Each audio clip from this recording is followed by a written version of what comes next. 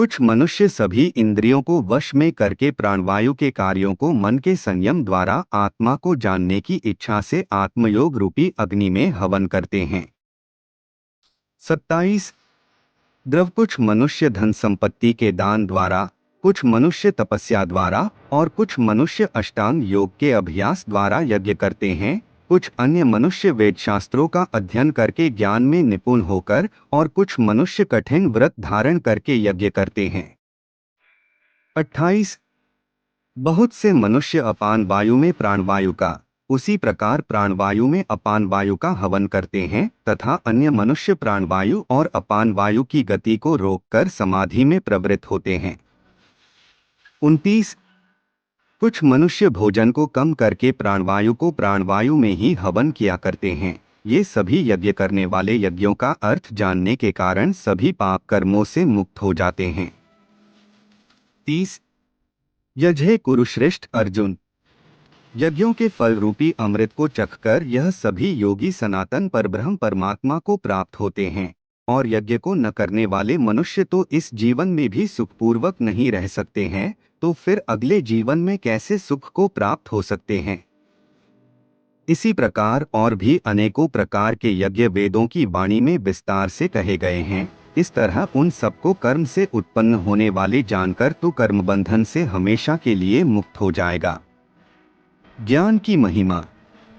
हे परंतप अर्जुन, धन संपदा के द्वारा किए जाने वाले यज्ञ की अपेक्षा ज्ञान यज्ञ अत्यंत श्रेष्ठ है तथा सभी प्रकार के कर्म ब्रह्म ज्ञान में पूर्ण रूप से समाप्त हो जाते हैं।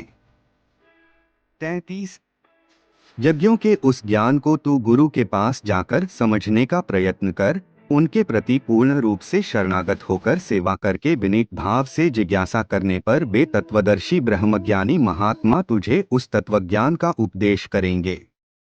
34 हे पांडुपुत्र, उस तत्वज्ञान को जानकर फिर तू कभी इस प्रकार के मोह को प्राप्त नहीं होगा तथा इस जानकारी के द्वारा आचरण करके तू सभी प्राणियों में अपनी ही आत्मा का प्रसार देखकर मुझ परमात्मा में प्रवेश पा सकेगा। 35 यदि तू सभी पापियों से भी अधिक पाप करने वाला है तो भी तू मेरे ज्ञान रूपी नौका द्वारा निश्चित रूप से सभी प्रकार के पापों से छूटकर संसार रूपी दुख के सागर को पार कर जाएगा। 36 हे अर्जुन, जिस प्रकार अग्नि ईंधन को जलाकर भस्म कर देती है, उसी प्रकार यह ज्ञान रूपी अग्नि सभी सांसारिक कर्मफलों को जलाकर भस्म कर देती है। 37 इस संसार में ज्ञान के समान पवित्र करने वाला निःसंदेह कुछ भी नहीं है। इस ज्ञान को तू स्वयं अपने हृदय में योग की पूर्णता के समय अपनी ही आत्मा में अनुभव करेगा। 38 जो मनुष्य पूर्ण श्रद्धावान है और जिसने इंद्रियों को वश में कर लिया है, वही मनुष्य दिव्य ज्ञान को प्राप्त होकर वह तत्क्षण भगवत प्राप्ति रूपी परम शांति को प्राप्त हो जाता है।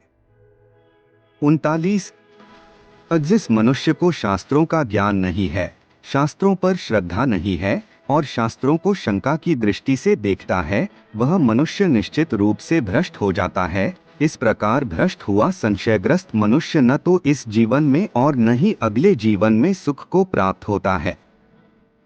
40 योगे धनंजय, जिस मनुष्य ने अपने समस्त कर्म के फलों का त्याग कर दिया है और जिसके दिव्य ज्ञान द्वारा समस्त संशय मिट गए हैं, ऐसे आत्मपरायण मनुष्य को कर्म कभी नहीं बांधते हैं। 41 अत हे भरतवंशी अर्जुन, तू अपने हृदय में स्थित इस अज्ञान से उत्पन्न अपने संशय को ज्ञान रूपी शस्त्र से काट और योग में स्थित होकर युद्ध के लिए खड़ा हो जा।